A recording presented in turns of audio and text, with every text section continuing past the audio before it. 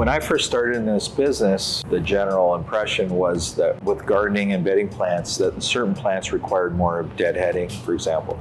I still encounter people who believe you have to deadhead a petunia in order to keep the petunias growing and blooming. But with the new genetics, with the new varieties of plants that we have out now, you do not deadhead a petunia. They will just continue growing right past the old blooms and look great. So I think, yeah, that's maybe a subplot in the breeding, is to come up with plants that require less work to maintain and have them look good. I think consumers like to see the plant they're buying flowering, and so for breeders to come up with plants that bloom first year or in the pots in time for the planting seasons in the spring, that really helps with plant sales, because you don't just have a picture on a plastic tag, you actually have the plant blooming in real time. I think that helps with sales, to actually have that plant. And then to be able to say you're planting a pollinator garden and you're walking through the garden center and you're seeing the bees going on certain plants, well, there's some proof in the pudding, right? That you have the plants that are actually going to be pollinator friendly.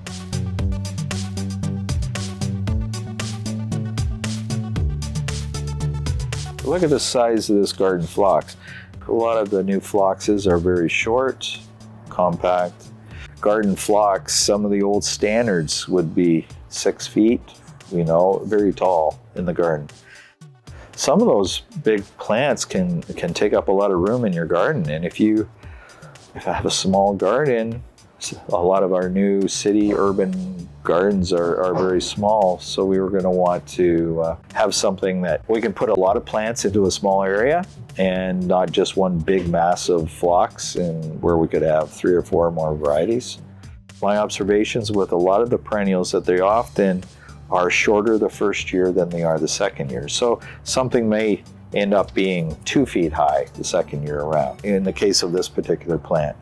But we are still significantly shorter than some of the older genetics. So that makes it more friendly for growing in a container. So there's no rule for not growing a perennial in a container. Why not? If it looks nice, if it's the right texture, right color, suits your idea of what should be in that container, then just treat it as a container plant as well.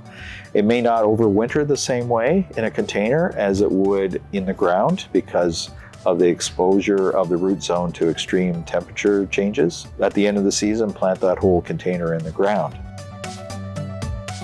We have perennials that bloom the first season, but we also have perennials that bloom all season long.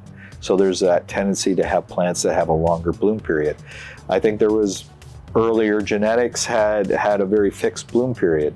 You look at the old gardening books, and this will bloom for the month of May, and then it won't bloom again until next year. And some plants, the real winner is to bloom all season long. If you can get something like that, that's great.